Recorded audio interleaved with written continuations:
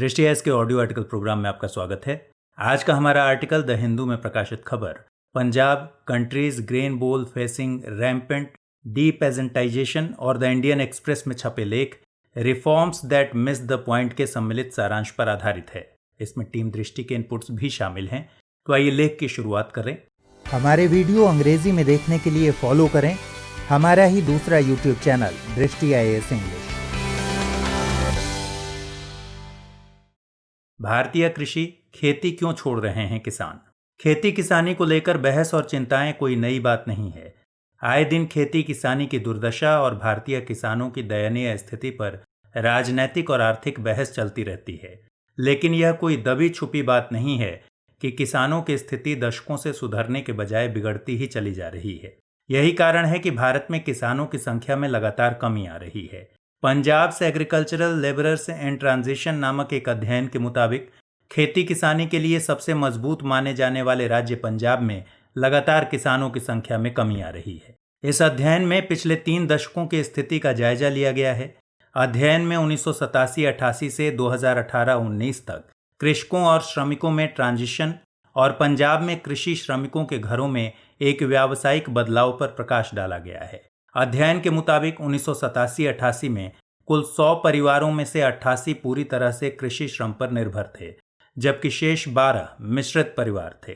मिश्रित परिवार का कम से कम एक सदस्य गैर कृषि गतिविधियों में शामिल था, लेकिन कृषि श्रम परिवारों का अनुपात 1987-88 के 88% से घटकर 2018-19 में महज 7% रह गया, जबकि मिश्रित परिवारों के लिए यह अनुपात 12% से बढ़कर 37% हो गया है। यह स्थिति केवल पंजाब की ही नहीं है, बल्कि देश भर में लगभग यही स्थिति है। 2011 की जनगणना के मुताबिक रोजाना लगभग 2000 किसान खेतीबाड़ी छोड़ रहे हैं। बड़ा सवाल यही है कि ये किसान खेतीबाड़ी क्यों छोड़ रहे हैं। कृषि ऋण माफी 2022 तक किसानों को दोगुनी आय के लिए पहल, न्यूनतम समर्थन मूल्य में वृद्धि जैसी कोशिशों के बावजूद किसानों की दयनीय स्थिति चिंताजनक है। ऐसे में यह देखा जाना जरूरी है कि खेती किसानी का घाटा का पेशा बन जाने के पीछे बुनियादी वजहें क्या हैं। जब तक मूल कारण का पता नहीं लग जाता, तब तक किसानों का भला संभव नहीं हो पाएगा। आइए इन्हीं पहलुओं की पड़ताल करते हैं। सबसे पहले अध्ययन के आलोक में किसानों की हालिया स्थिति पर एक नज़र डालते हैं। इकोनॉमिक एंड पॉलिटिकल वीकली नामक जर्नल में प्रकाशित पंजाब से एग्रीकल्चरल लेबरर्स इन ट्रांजिशन नामक अध्ययन में कृषकों और श्रमिकों के लिए कई चिंताएं जाहिर की गई हैं। इस रिपोर्ट में मुख्य रूप से इस तरफ इशारा किया गया है कि पिछले 3 दशक में पंजाब में कैसे व्यावसायिक बदलाव आया और कृषि करने वाले लोग गैर कृषि कार्यों की तरफ चलते चले गए। अध्ययन से पता चला है कि इनमें से 56% परिवार पूरी तरह से गैर कृषि परिवारों में बदल गए, यानी इन परिवारों में कोई भी श्रमिक कृषि में लगा हुआ नहीं है। यह स्थिति 3 दशकों के दौरान पंजाब की ग्रामीण अर्थव्यवस्था में खेतीहर मजदूर परिवारों में व्यावसायिक बदलाव की गंभीरता को स्पष्ट करती है। अध्ययन का मानना है कि इन 30 सालों में कृषि में लगे श्रम में 3 प्रकार के परिवर्तन हुए। पहला और सबसे प्रमुख परिवर्तन यह हुआ कि रोजगार की प्रकृति बदल गई और यह स्थायी से अस्थायी रोजगार में बदल गई।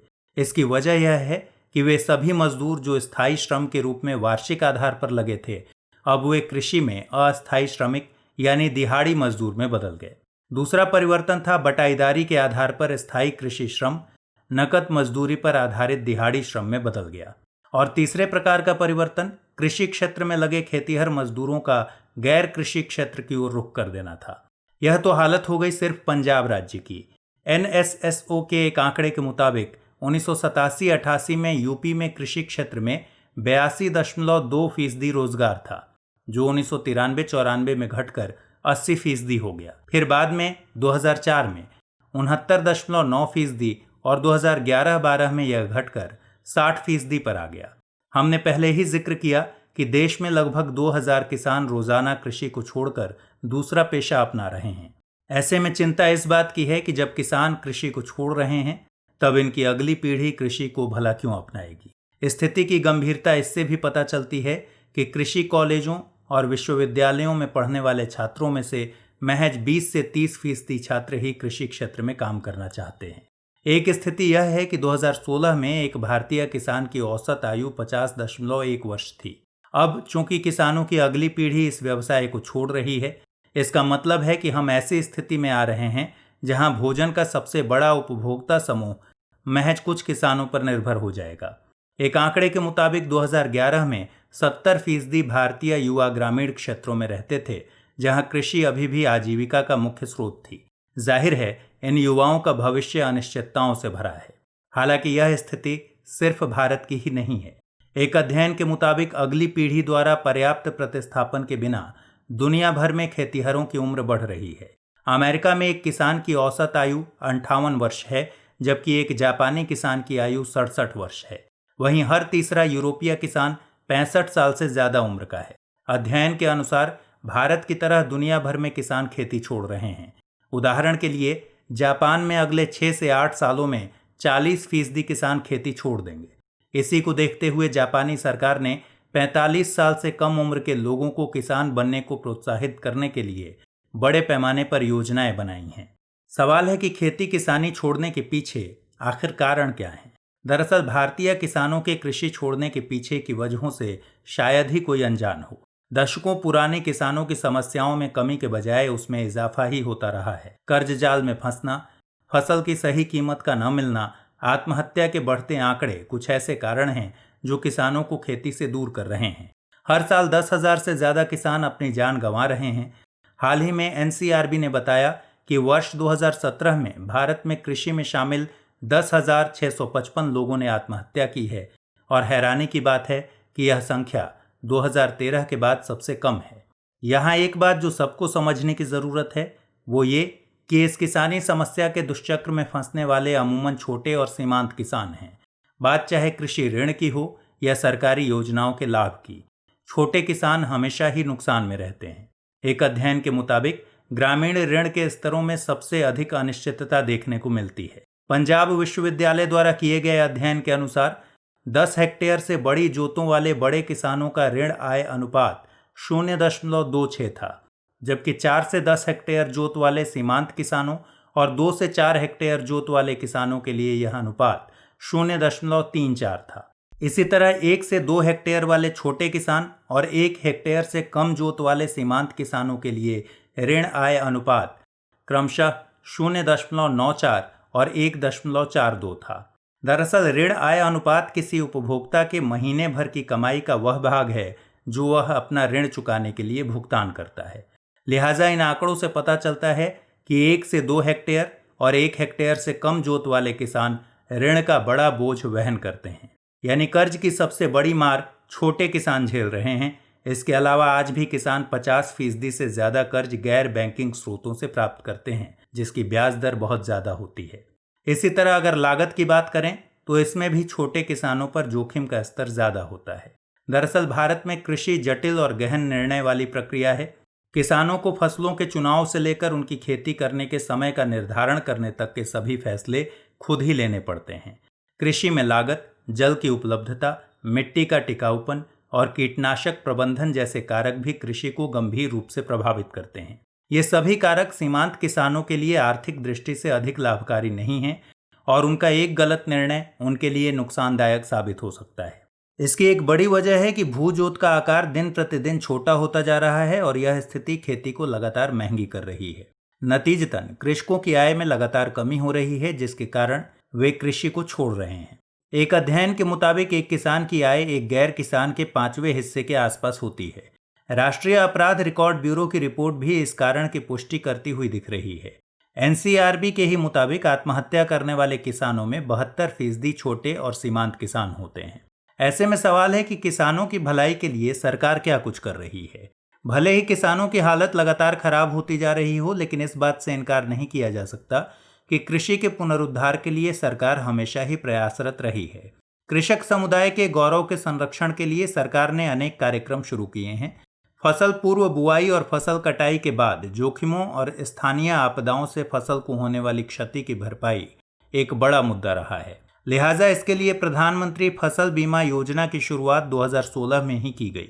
इस योजना के तहत खाद्यान्न एवं तिलहन फसलों के लिए खरीफ में अधिकतम 2%, रबी में अधिकतम 1.5% और बागवानी वाणिज्यिक फसलों के लिए अधिकतम 5% प्रीमियम दरें तय की गई हैं। 22 फसलों के लिए सरकार न्यूनतम समर्थन मूल्य यानी एमएसपी दे रही है। इनमें 14 खरीफ, 6 रबी और 2 वाणिज्यिक फसलें हैं। 2016 में राष्ट्रीय कृषि मंडी की शुरुआत की गई थी, जो एक वेब आधारित ऑनलाइन व्यापार पोर्टल है। इस पोर्टल के जरिए किसान अपनी उपज देश भर की मंडियों में बेच सकते हैं। किसानों के लिए एकल मंडी उपलब्ध कराने के उद्देश्य से राज्यों की सहमति से 3 प्रमुख सुधार किए गए हैं। इलेक्ट्रॉनिक ट्रेडिंग को मान्यता, एकल खिड़की पर मार्केट फीस एवं एकीकृत लाइसेंस पद्धति। इसके अलावा सरकार ने मृदा स्वास्थ्य कार्ड योजना शुरू की है, जिसमें एकीकृत मृदा नमूना एकत्रीकरण एवं परीक्षण पद्धति को अपनाया गया है। इस योजना के जरिए 12 मृदा स्वास्थ्य पैरामीटर्स का विश्लेषण किया जाता है, जिससे किसान को अपनी खेती के उर्वरकों एवं सूक्ष्म पोषक तत्वों की सही जानकारी मिलती है। इस योजना के जरिए न सिर्फ किसानों के लागत मूल्य में कमी आ रही है, बल्कि सही पोषक तत्वों की पहचान एवं उपयोगिता को भी बढ़ावा मिल रहा है। जलवायु परिवर्तन के प्रभावों को कम करने, मृदा में जैविक पदार्थों को बढ़ाने और किसानों की आय को बढ़ाने के मकसद से सरकार द्वारा मेड़ पर पेड़, खेत में पेड़ तथा फसलों के बीच में पेड़ लगाने के उद्देश्य से पहली बार कृषि वानिकी उप मिशन योजना प्रारंभ की गई है। अभी हाल ही में कोरोना महामारी के दौरान सरकार ने 3 अध्यादेश लागू किए। आवश्यक वस्तु अधिनियम 1955 में बदलाव, the farmers produce trade and commerce promotion and facilitation अध्यादेश 2020 और farmers agreement on price assurance and farm service ordinance लाया गया। सरकार का दावा है कि इन सब से कृषि और किसानों को बहुत फायदा होगा, लेकिन ऐसा प्रतीत हो रहा है कि इन सब कवायदों का लाभ किसानों को पूरी तरह नहीं मिल रहा और शायद इसीलिए वे किसानी छोड़ने को मजबूर हैं। आइए अब देखते हैं आगे की राह क्या हो। अभी हमने जिक्र किया कि सरकार किसानों के कल्याण के लिए कई योजनाओं पर काम कर रही है, लेकिन चिंता का विषय है कि किसानों की स्थिति में आमूलचूल परिवर्तन देखने को नहीं मिल रहा। दरअसल इसमें 2 तरह की समस्याएं हैं। पहली तो किसानों की अपनी खुद की समस्या है और दूसरी नीतिगत खामियां हैं। जोत का छोटा आकार किसानों की बड़ी समस्या है। अमूमन छोटे किसान इसी से घाटे में जा रहे हैं। ऐसे में जोत के आकार को बड़ा करने के लिए अनुबंध कृषि एक विकल्प हो सकता है। इसके तहत जोत का आकार बड़ा हो जाएगा, जिससे कृषि लागत में कमी आएगी और मुनाफे में इजाफा होगा। इस विकल्प को बढ़ावा देने के लिए सरकार को पहल करने की जरूरत होगी। न्यूनतम समर्थन मूल्य की बात करें तो सरकार केवल 22 फसलों के लिए ही यह प्रावधान लेकर आई है, लिहाजा किसान अमूमन इन्हीं फसलों को उगाने के लिए बाध्य हैं। दूसरी समस्या यह है कि एमएसपी केवल धान और गेहूं के लिए ही प्रभावी है, बाकी अन्य फसलों के लिए यह केवल सांकेतिक है। 2015 में शांता कुमार की अध्यक्षता वाली उच्च स्तरीय समिति ने पाया कि केवल 6% किसानों को ही न्यूनतम समर्थन मूल्य मिलता है, जबकि 94% इसका लाभ नहीं उठा पाते। इसकी वजह यही बताई गई है कि एमएसपी के तहत केवल 22 फसलें खरीदी जाती हैं। फिर छोटे और सीमांत किसानों के कृषि ऋण को पूरी तरह माफ करने की जरूरत है। कुछ राज्यों की सरकारों ने माफ करने का दावा जरूर किया, लेकिन छोटे किसानों के लिए यह लाभप्रद नहीं रहा। फर्टिलाइजर की तरह कृषि उपकरणों और कीटनाशकों को खरीदने के लिए भी उन्हें सब्सिडी दी जानी चाहिए। इससे कृषि लागतों को कम किया जा सकेगा। इसके अलावा महात्मा गांधी राष्ट्रीय ग्रामीण रोजगार गारंटी अधिनियम का विस्तार करके रोजगार के अवसर उपलब्ध कराए जाने चाहिए। किसानों और कृषि मजदूरों में मौसमी बेरोजगारी देखने को मिलती है। जब खेती में काम नहीं होता है तब किसान को पूरक रोजगार की जरूरत होती है। इसलिए खाली दिनों में मनरेगा में उनके लिए काम की व्यवस्था करना एक अच्छी पहल हो सकती है। इसके लिए केंद्र सरकार को मनरेगा के कार्यान्वयन को लेकर गंभीर होना पड़ेगा। फिर किसान, कृषि और गांव को स्वावलंबी और समृद्ध बनाने की दिशा में कृषि आधारित कुटीर एवं लघु उद्योगों को पुनर्जीवित करना होगा। इस प्रकार के तरीके अपनाने से उनकी कुल आमदनी में भी वृद्धि होगी और फिर कृषि का पुनरुद्धार हो सकेगा। आइए नोट करते हैं आज का सवाल। सवाल है, कृषकों द्वारा कृषि छोड़ने के कारणों की चर्चा करें। कृषि को लाभकारी बनाने के लिए किन किन उपायों की आवश्यकता है, विवेचना कीजिए।